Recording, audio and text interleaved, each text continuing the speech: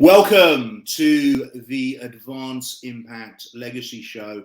And today I am absolutely super duper pumped to introduce not just a very good friend of mine, but I've got to know in professional coaching circles, but a real impactor, influencer, and authority in the space of professional coaching, humanity, and spirituality. I'm going to be introducing my guest in a moment, but first of all, I just want to welcome everybody to the Advance Impact Legacy Show.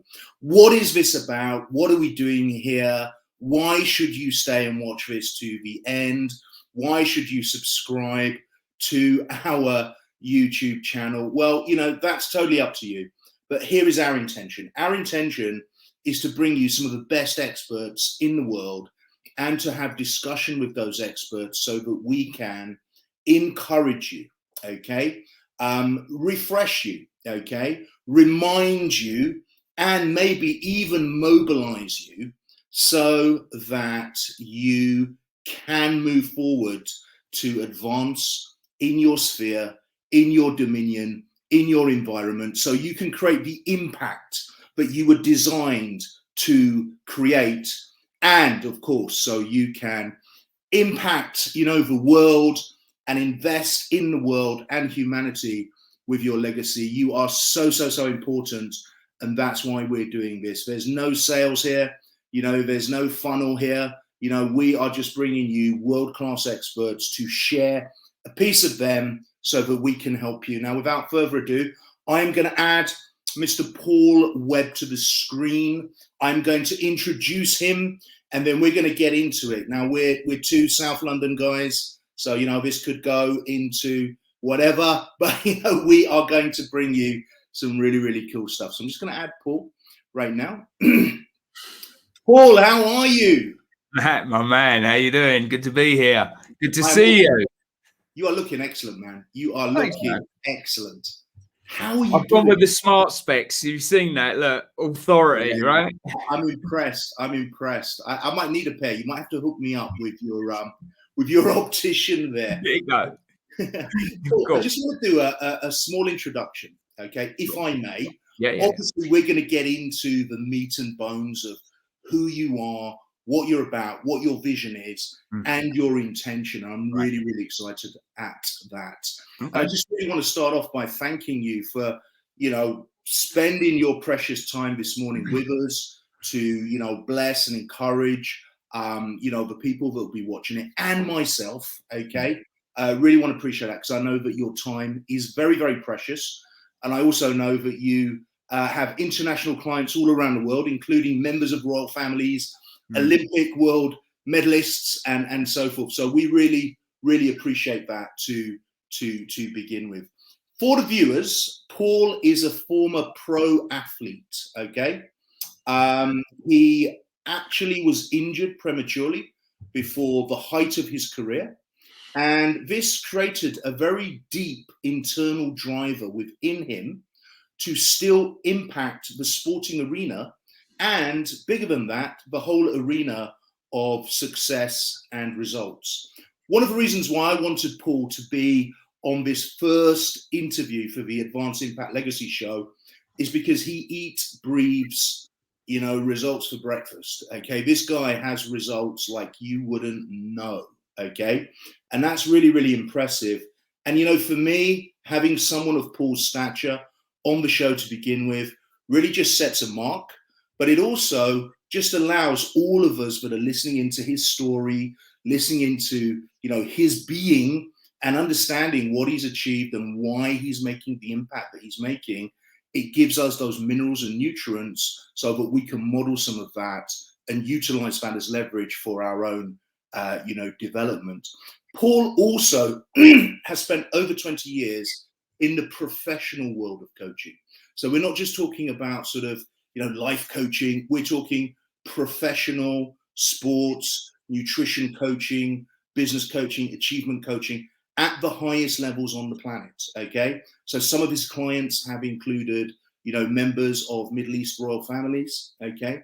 Some of his clients have included Olympic world medalists, sports people at the top of their, sphere, and also business leaders and impactors. Paul has taken a spiritual tangent, which I think is really exciting.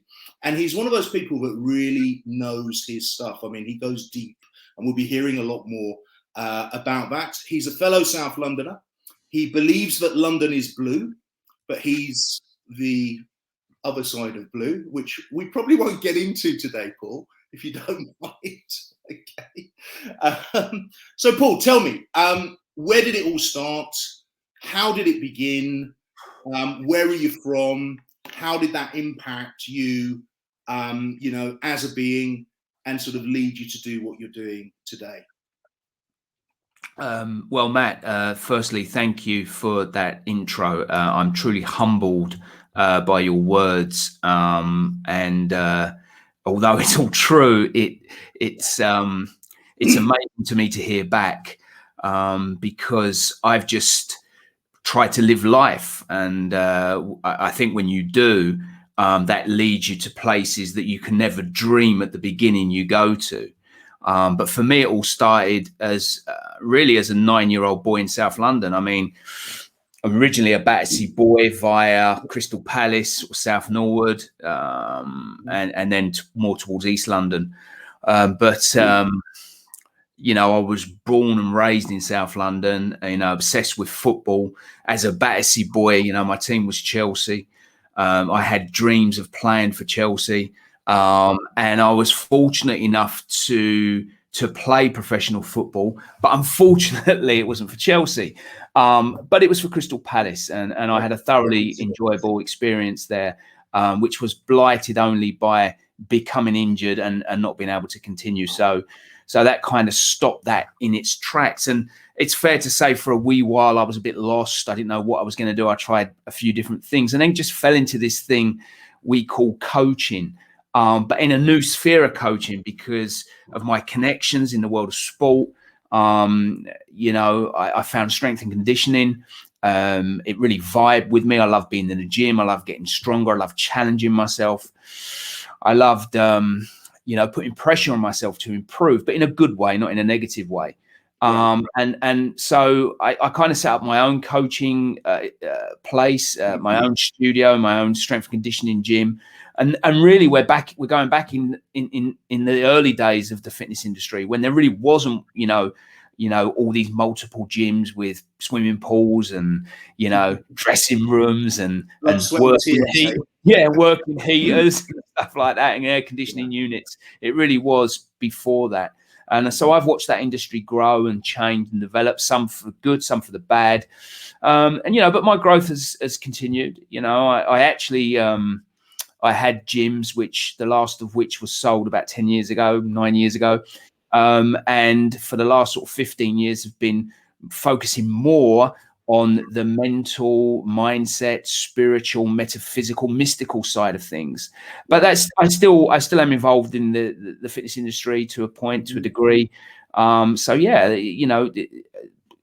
Continuing to grow and continue to develop, continuing to train, continuing to try and get strong. It's a never-ending journey, my man.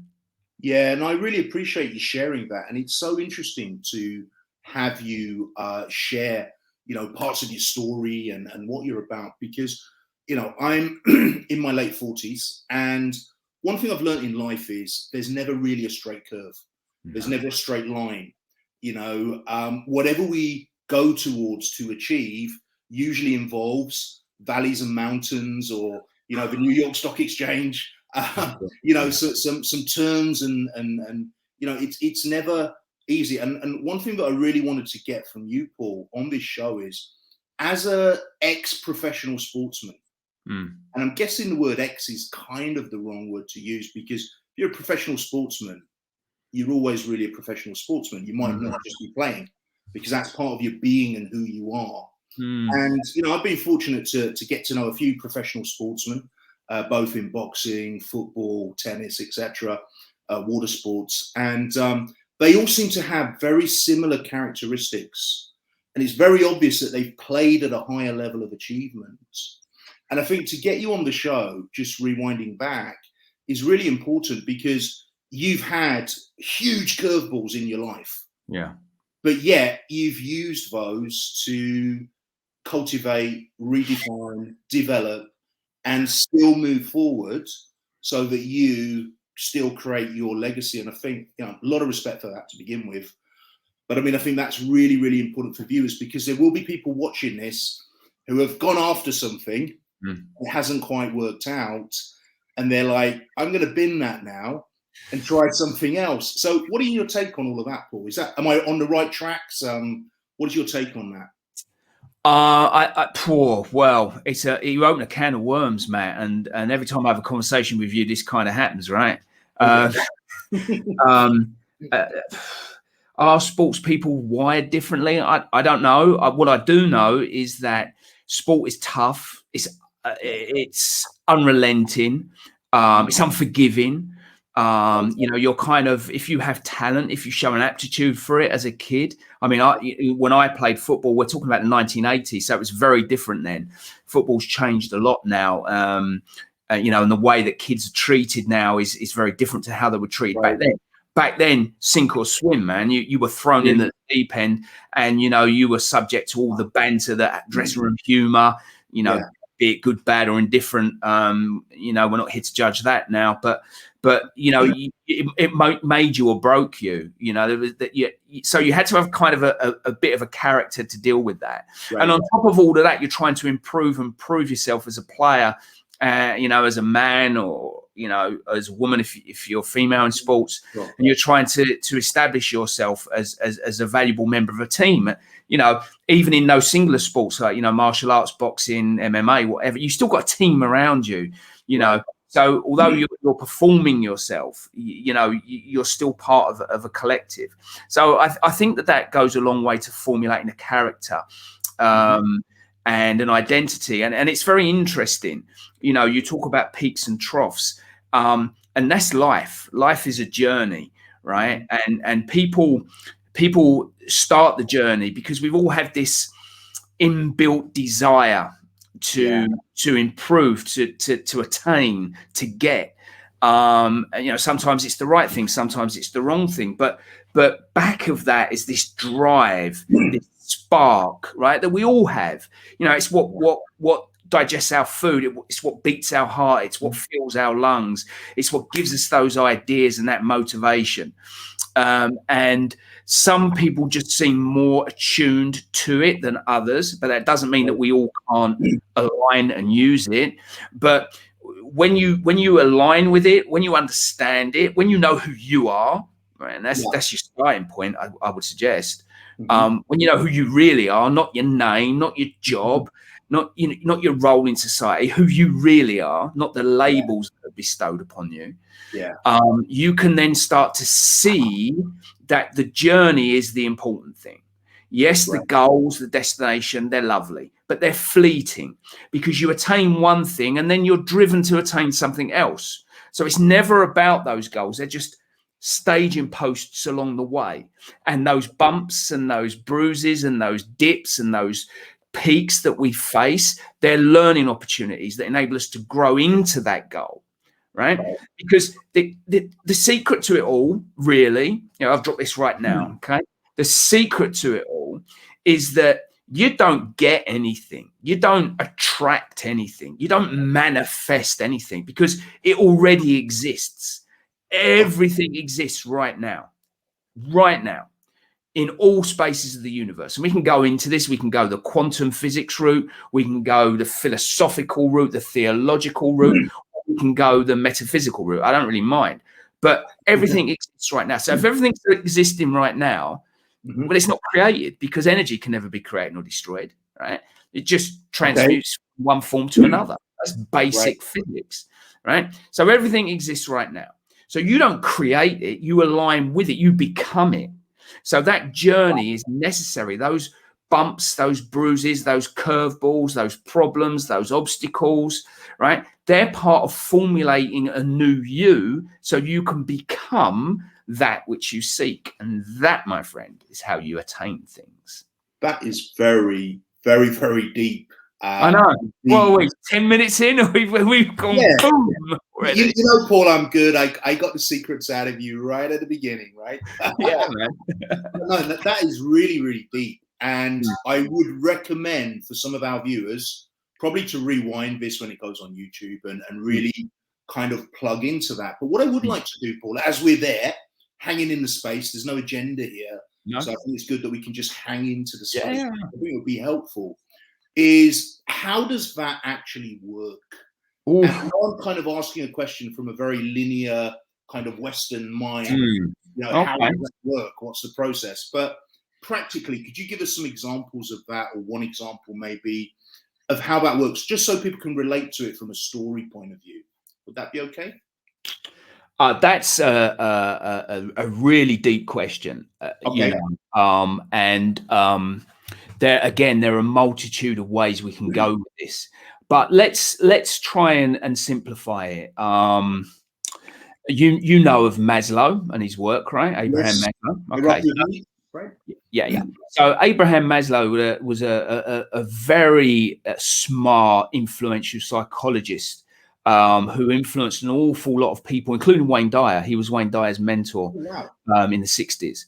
And he was famous for his hierarchy of needs, as you know, and other such things. And he was a bit of a renegade.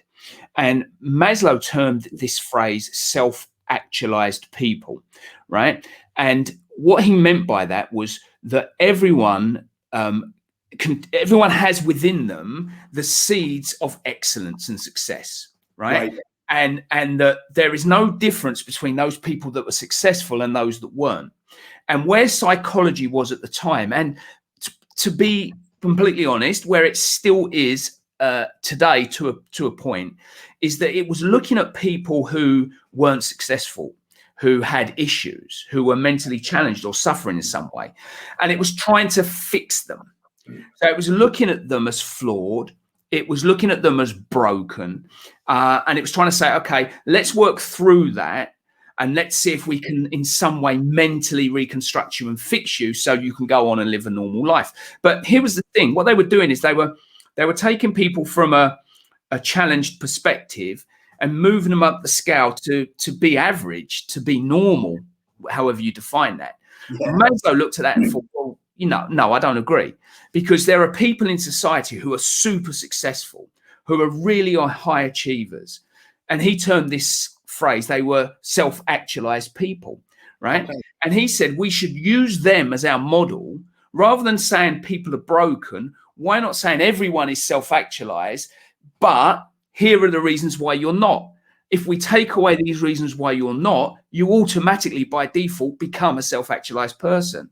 So that's kind of how it works, right? So the universe, I'm going to talk very broadly here. The universe is incredible, right?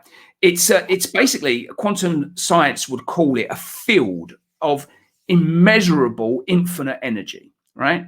And this energy permeates all the interspaces of the universe. So there's nowhere it isn't. It's everywhere, fully 100% present in all places at all times, right? And it's known in science as a field of potentiality.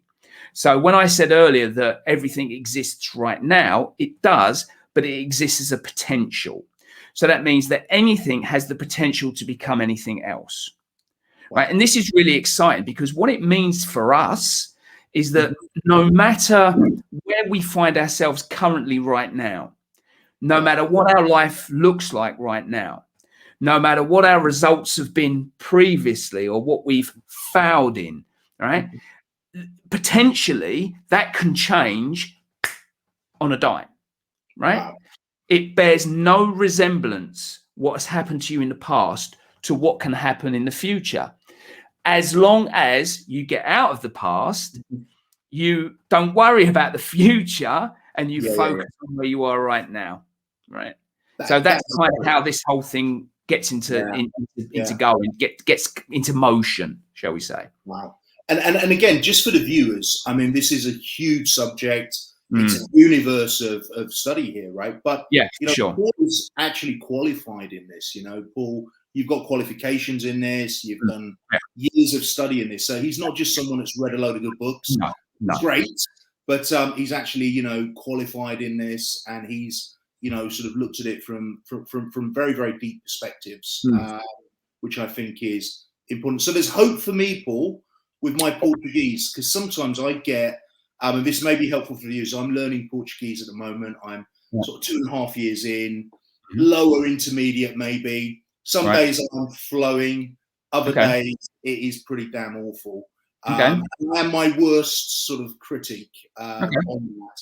But there's hope for me, you're saying. Yeah. It's interesting, right? Because we're our own worst critic. Yes. Right. We talk to ourselves in ways we'd never let other people ever talk to us. You know, we're very self-deprecating about ourselves. Okay. It's one of our many interesting attributes, shall we say. So I'd liken it to this. Okay. You don't live in Portugal.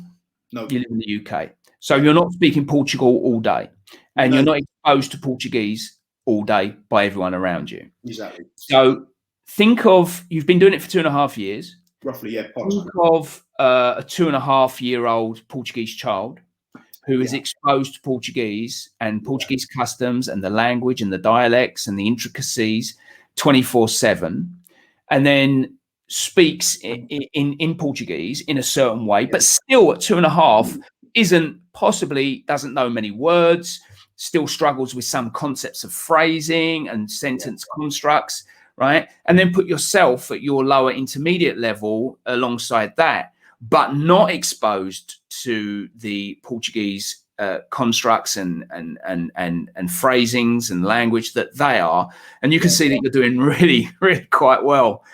So the idea is that you reframe it, right? Then rather than look at the negative from it, you start to say, okay, you know, this is where I am and this is why I am where I am. Look at how well I'm doing. Yeah, that's really helpful. Yeah, it's the law of polarity, right? So this whole universe works by natural law, right? These laws are they're everywhere. They work constantly, evenly in all spaces at all times, and we are subject to them as well because we are part of this universe, right? Absolutely. So a great one to look at is the law of gravity, right? I know that if I drop this pen, it's only going one way, right? It's just going down. We know that, right? We don't have to understand it. We don't have to use it, although we do in our everyday lives, especially if you play sport. You know, if you play basketball, you use gravity to, you know, take a shot, right? So we use these laws, right? Mostly we fight against them. This is the issue, right? Law of polarity is a great one because the law of polarity decrees that everything has an opposite that is different just by degrees. So some would say like that both sides of the same coin. That's not strictly true. Think about a thermometer gauge. At one end you have hot, at the other end you have cold. And there are degrees of separation between hot and cold, right? So you're always somewhere on that. But it all exists at the same time. So you could be temperate, right? You could be comfortable, not too hot, not too cold, Goldilocks, right? But hot, raging hot, molten hot still exists in that scale. And absolute zero, freezing cold, still exists in that scale. You're connected to it all. So the potential is there for all of it, right? So the potential is always there for you to become fluent in Portuguese, but that's dependent on a lot of factors. Right. And those factors may not appear in your reality anytime soon. That's why we have to kind of get used to the idea of being where we're at and being okay with that and understanding that there are attributes that will move us forward, just as there are attributes that can take us backward. But neither are good nor bad. They're just attributes. They're neutral. Yeah. Because I think in the West, and again, when I speak about the West, I'm talking about the sort of, you know, the Western linear Newtonian sort of school of physics influence kind of thought. We sort of tend to always go towards duality, don't we? Sort of black and white, good and bad, big and small. I'm doing really well or I'm not doing really well at all. And I think a lot of people that I speak to in business, people that are starting out in business or entrepreneurs, they tend to self-sabotage a lot because they're either smashing it or everything's falling apart. Do you see that when you're talking to people, and what would you say to people in that sort of very duality kind of mindset?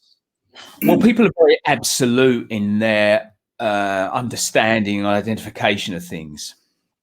Success and failure is a great example, right? You know, you're either succeeding or you're failing. Well, who decides what's success and what's failure? You know, who's making that call? You know, if I decide I'm going to start a business today, and in 1 year it's going to turn over £1 million, right? That's my goal, that's my desire, that's my, you know, idea, and I do it, and I 1 year from today I've earned £900,000, right? Have I failed?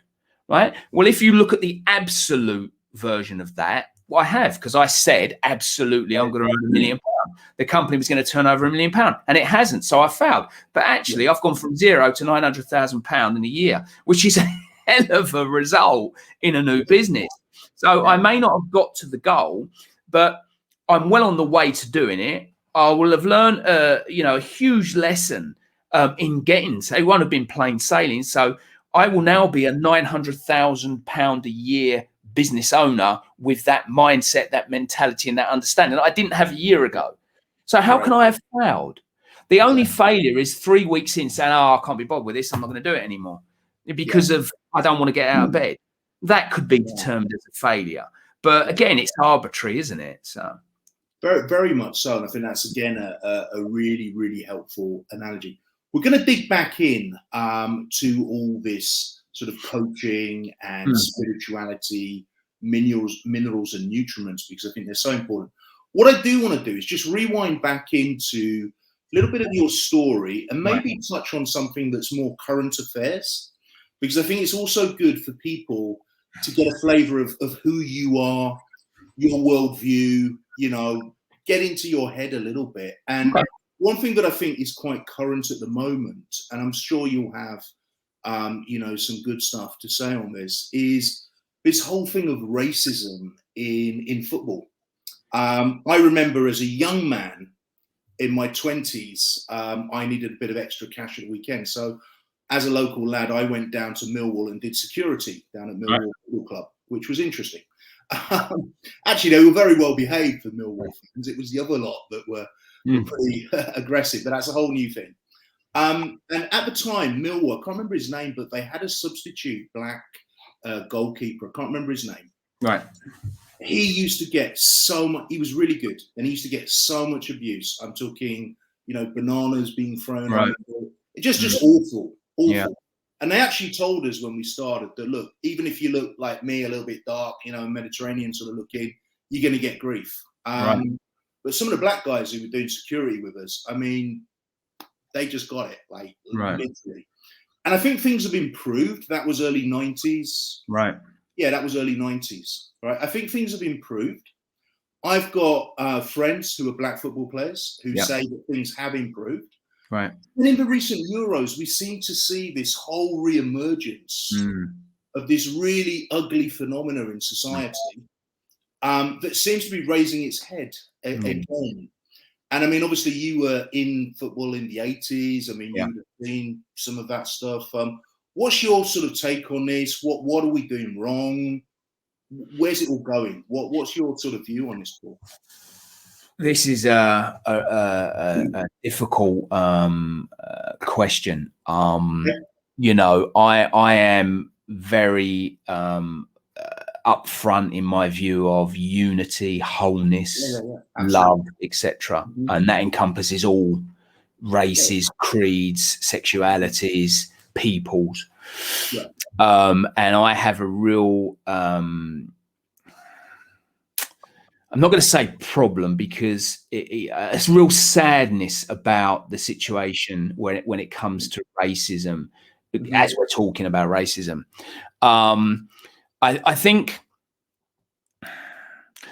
it's never just been a football issue. It's always been a societal issue for me, because I've seen acts of racism outside of football. I've seen them in walking down the street. I've seen them in clubs. I've seen them in restaurants.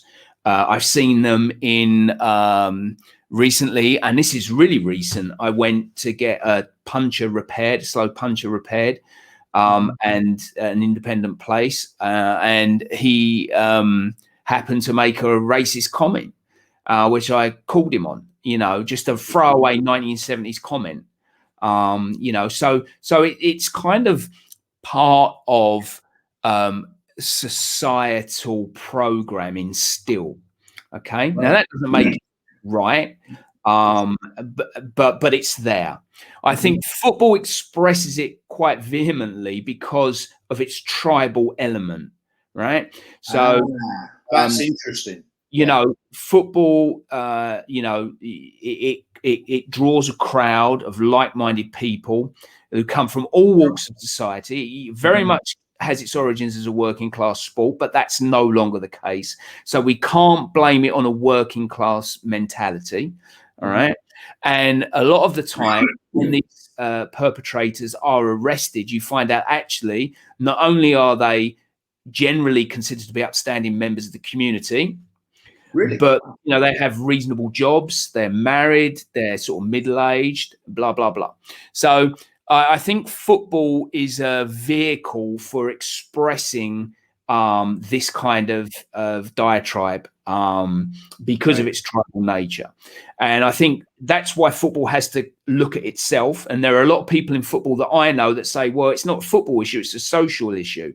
It may well be a social issue, but it's been expressed in your stadium. Therefore, you have a duty of care to the people you employ and the people you take money of to come into your stadium, to give them a safe environment in which to be, to do your bit as well. So I think this whole taking of the knee that the footballers are doing, is one way of bringing attention to it. Whether it's working and still has an impact is, I don't know, but certainly I think that we all have an individual as well as a collective responsibility to stand up to what is right and what is decent. And as I've said just a moment ago, if I come across someone perpetrating such nonsense, then I will point it out to them in a understanding and compassionate way. I won't get into an argument about it, but I will point out that there's no place in a decent society for that sort of thing. So I think there is an issue. I think social media doesn't help because it enables people from all different countries, all different walks of life, with all different agendas to hook up and be connected in some way. And that's an issue, and that's something that the social media companies have to look at. So we all have to do our bit. We all have to look at it, and we have to say this is unacceptable. And if it's unacceptable, it starts with me. I live my life this way. This is the principles that I embody. This is my personal philosophy. And if anyone I come across isn't in alignment with that, then I either will try and educate them or I will, move away from them. Absolutely. I think that's really, really, really good. I think the media really doesn't help and sort of sensationalizes a lot of stuff. I've got a lot of friends in Europe, and again, I'm kind of generalizing, but I think in the UK we've come a long way, not enough of a way, obviously, but we've come a long way in sort of combating a lot of this stuff. And I think the Europeans generally, especially the Eastern Europeans, and sort of Baltic states, Poland, etc., Hungary, they've got a long way to go. So I think, we're on the right curve, but obviously still, if you look at our society, we are very, very diverse. And I still think there's huge gaps there. So just wanted to get your take as a... I think also, I'm going to mention the government here, and not just this government. I'm going to mention successive governments because, leadership comes from the top down, right? And we've all got our role to play in it. But we are to a degree defined by those we elect to represent us at the highest level. And when they're using divisive language, when they are acting in ways that can be considered or, conceived to be inflammatory, then that seeps down into society as well. And it becomes normalized. If you hear a politician use very divisive, almost racist language, then you think that because they're our elected leader, that what they have said or their belief or what they're saying, because it may not necessarily be their belief, it is okay to use, and it creates a lot of division. And over the last few years, we've seen this happen in multiple ways, right? Oh man, it's insane. And we could talk on this subject for ages. I just want to bring it in as a snippet of current affairs, which kind of leads me into my next question. Is it lonely at the top? Well, it is if you go there yourself. I get that. I get that question. I mean, I think a lot of it depends on the individual. But as we said earlier, most of the successful people I know, and probably and we've met around the world, have a team around them.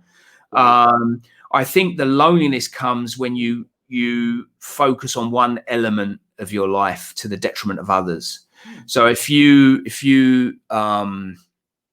commit to building, let's say, a world-class business of high magnitude and impact, you're going to have to deliberately unbalance your life. This is why, for me, that work-life balance thing, that whole balance thing, is a bit of a myth. I prefer the term harmony, right? But if you're building something, if you want to get fit in the gym, if you want to heal from a disease, if you want to build a business, if you want to create a relationship, whatever it is, that needs focus, that needs work, that needs nurturing. Like, you want to grow a tomato plant, right? You plant the seed, you nurture the soil, and as it grows, you look after it. So you have to put the hours in. So that naturally unbalances things. So, what tends to happen is certain people get so focused and attached to the identity of that, and that's an issue in and of itself, that they believe that they are that business, they are that result, they are, the wealth and the fame and the acknowledgement and so on and so forth. They focus so much on that all the other elements of their life are put to one side and forgotten, and that can become lonely. But I think if you are a well-rounded individual, if you have good people around you, I think if you are grounded and you understand how this works, even a little bit, just that little bit of information, that little bit of knowledge, I think then that success certainly doesn't have to be lonely. And look, some of the most successful people in the world are some of the most philanthropic people in the world, people you don't hear of. I know of footballers who are like Didier Drogba, for instance, very, very wealthy individual. Most of his money that he earned as a footballer went back to his local community, went back to his country of origin, and helped the community there improve their lives. And you don't see that in the paper. You don't hear about that. And I know a good few people from many, many different walks of life that are doing similar sorts of things. So you done in the right way, perfect. Done in the wrong way, then you're going to have issues. Yeah, absolutely. Well, thank you for answering that, because I found that when I'm dealing with high net worth individuals or entrepreneurs who are at the top of their game or moving very, fast into the top of their game, they often find it a bit lonely because they've got no one to relate to. And I think your point about having this team, which I think comes from your professional sports background, is so key. And I'd just like to encourage any of the viewers out there, if you're feeling that, you're moving towards stuff and nobody really gets you, please take Paul's advice and start thinking about who's your team behind you. Because, in professional sports, I know it's different for every sort of sportsman, but what kind of team would a football player have behind them? What sort of team would be in place? Well, football's unique in and of itself. It's its own little world, its own little bubble, if you like to coin a current phrase. When you get involved in a football club, from a young age, you're a part of an academy. So you've got teammates around you. You've got coaching staff around you. You've obviously got your family. You've got agents there, some good, but some bad, some indifferent. You've got various types of medical staff, various types of conditioning and fitness staff. So there's a whole raft of Wow. of people who you can relate to and talk to. They have psychologists now.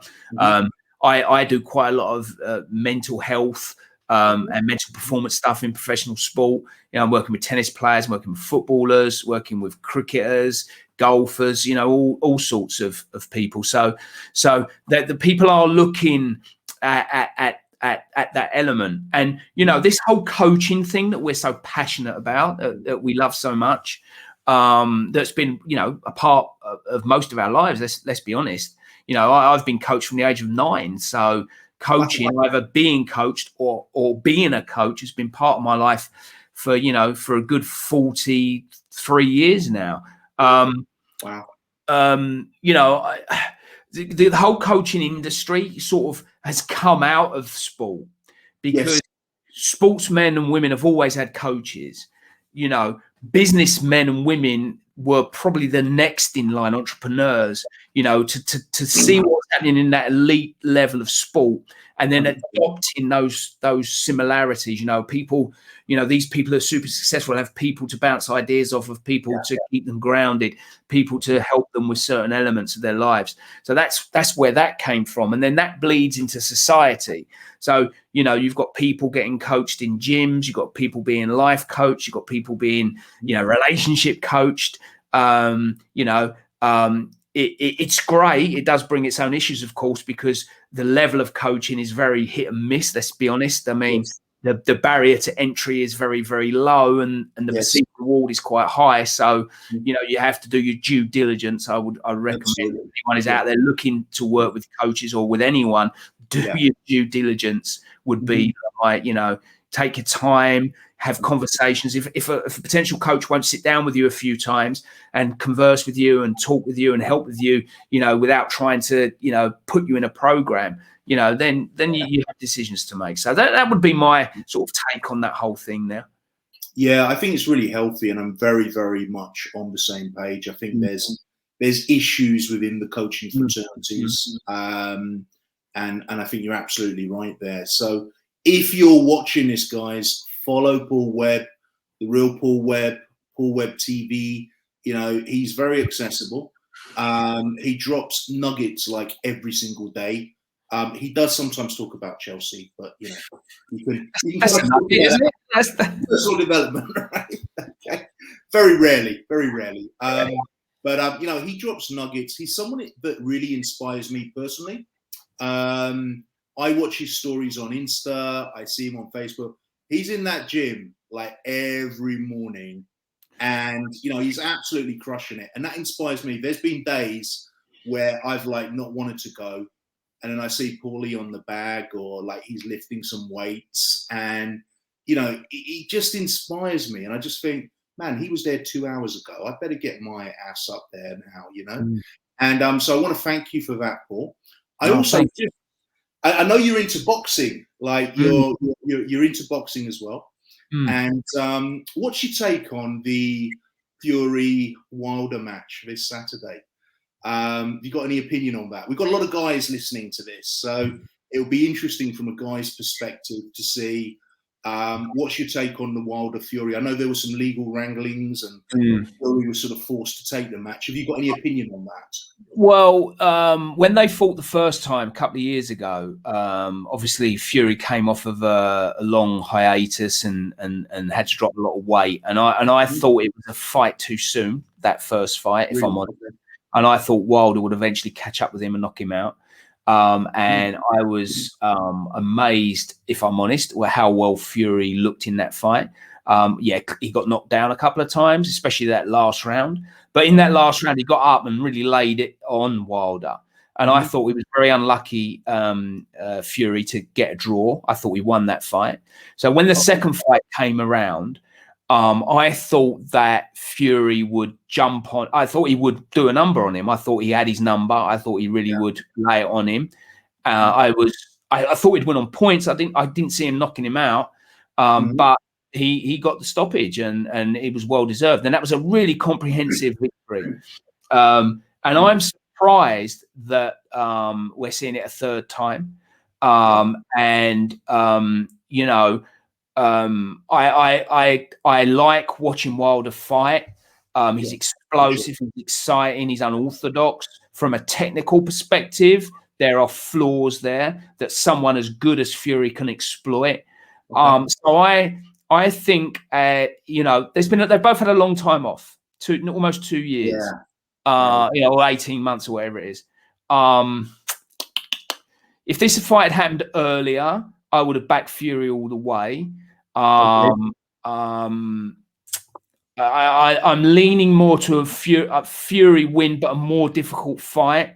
You may have to get off the floor again. I think it's going to be interesting. I think it will be controversial, but I think Fury will nick it. And on we go. Wow, that's really interesting. And cheeky question, but if you were in Fury's corner, and you were the mind guy, or what would you be saying to him? Well, I just keep doing what you're doing. You're the undefeated, champion of the world. You've never lost a fight. You fought everywhere. You fought everyone. You've gone to Germany and beat Klitschko, who was dominant for 10 years. You had that time off. You've come back, showed everyone, what you could do in that first fight with Wilder, who was one of the most avoided fighters in the world. You got up off the floor after taking his big shot. You battered him in the rematch. You're pretty much untouchable. I like aggressive front foot fighters, that are slick, that can move. So like box fighters. And Fury is definitely one of those. He can slip, he can weave, he can move, he can hit. He hits harder than you think. He takes a shot, even though he's been down a couple of times. But, just lay it on him, man. Yeah, absolutely. South London, mate. Let's go to war. Yeah, absolutely. Well, we've got Dillian Whyte. What's your thoughts on him? I like Dillian. I love Dillian. He's a throwback fighter. He Brixton boy, although via Jamaica. Just wants to fight everyone. I love that. As a fight fan, I love that. Limited, strong, powerful, will fight anyone. I hope he gets his world title shot. I do. I think that elite level, I think, Joshua, Fury, Wilder, possibly, Usyk, definitely. I think he's struggling against those guys, but everyone else he's an absolute nightmare for. Yeah. And just reeling back into the coaching side of things, at that top elite level of sports, you've gone to your camp, you've got the world's best trainers, you're punching like a steamship, how important is the mindset piece on top of all of that? Right, this is a really good question. And, when I do a lot of talks and seminars for a lot of young sports people. Okay, wow. And one of the questions I asked them, in fact, one of the first questions I asked them, if not the first, is how important would you consider your mental side is in your sport, right? Do you think it's 10%, 20, 30, 40, 50, or so on and so forth? And I get various answers, and they range from sort of 50 to about 80%, right? And then I do a follow-up question, Matt, where I say to them, okay, how much of your day is spent on the mental side of your sport, right? And they often say nothing or very small, 10%, something like that. So I will then turn around and say, okay, so you've admitted that, let's say 80% of your sport is mindset or mental performance, and yet you spend less than 10% a day on it. There's your disconnect. At that elite level, right? At that elite level of professional sport, technically, most people are pretty similar, right? One might have a better left foot than another. One might head the ball a bit better. Those outliers, your Messis, your Ronaldos, etc. Your Mbappe's, whatever. They're quite rare. There's a few of them around, but they're not every team has them all. They are all much of a muchness, and I mean no disrespect in that. Where the big difference then is in their mental capacity. their mental game, their mental awareness, right? Their mindset. And that is untapped as of yet. It's untapped in most people. Most people don't know who they are, right? Let's start there. So whenever I talk to anyone, the first thing I'll say is, who are you? Right. And if I said that to you, you'd probably say, I'm Matt, right? And I would say, well, that's your name, right? That was given to you by your parents at a particular point in time, right? Yeah. It's not who you are. That's what you are called by some people. So who are you? And when you do that, people think, and they might say, I'm a human. They might say I'm a man or a woman. They might say I'm a dad. They might say I'm a son. You know, they will continue to pour back labels, right? But these labels are just names given to a certain person at a certain time in a certain environment, right? They're meaningless, really, outside of our understanding of them. You know, if you said to a lion you were a husband, he wouldn't understand what you're talking about, right? He has no concept of a label. So you have to go deeper and discover who you are. And Solomon, 3,000 years ago, in all thy knowing, know thyself, right? Know who you are, because when you understand who you are, you then understand what you're capable of. When you understand what you're capable of, you can then leave this life of despair and suffering behind and start to put plans and processes into place to succeed. Doesn't mean it's going to be easy. That doesn't mean you're not going to struggle. That doesn't mean things aren't going to go, upside down at times. But what it means is you're now identifying with who you really are, what you're really capable of, and therefore can produce which you would claim to be magic or miracles a few months ago. Yeah. And, I love that. Identity is so key. And I would say to my students and people that follow me, I would say the most important coaching question is the question you'll never ask. And it's who are you? But you have that intention every question. So, who are you being? It's who are you? Oh, that's the word, being. Being. And what I love about your stuff, Paul, is that you take that being to unlimited levels through, the spirituality stuff and the metaphysics and everything else, without the woo-woo, guys. Because let's be honest, right? A lot of the time, when people start talking about the universe and the energy, they go into the woo-woo and you lose a lot of people. This is a guy who has results over 40 years now, being coaching people. This is real world application stuff. And this is why I really wanted to highlight Paul. Paul, we talk a little bit about legacy and just kind of in wrapping up a little bit. We've got a few minutes left here. Very grateful for your time. My pleasure, man. Do you have an exit plan? What's your exit plan?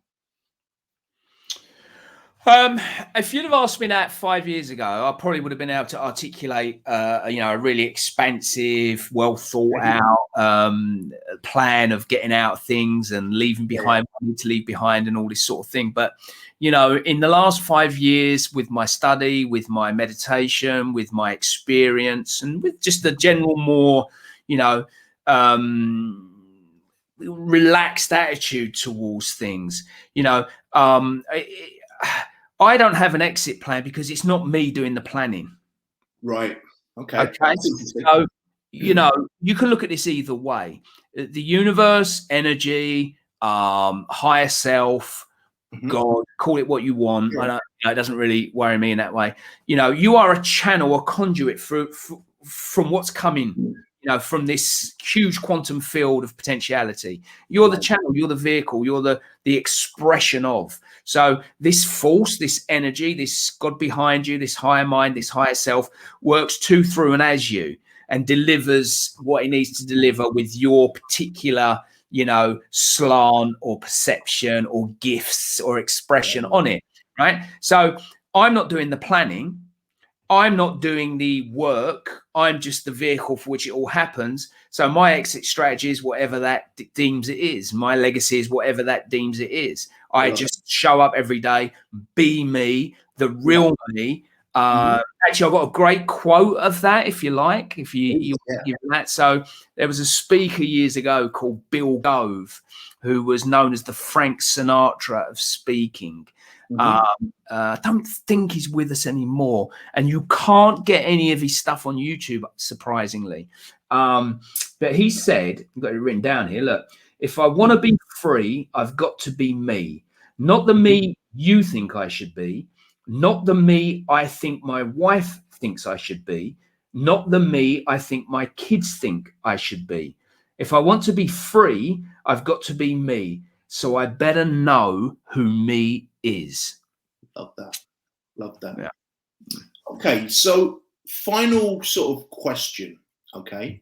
Yep. And I want to take a scenario because I think it'll be useful. Let's say we've got a guy called Adam who just left the army. He's down on his luck.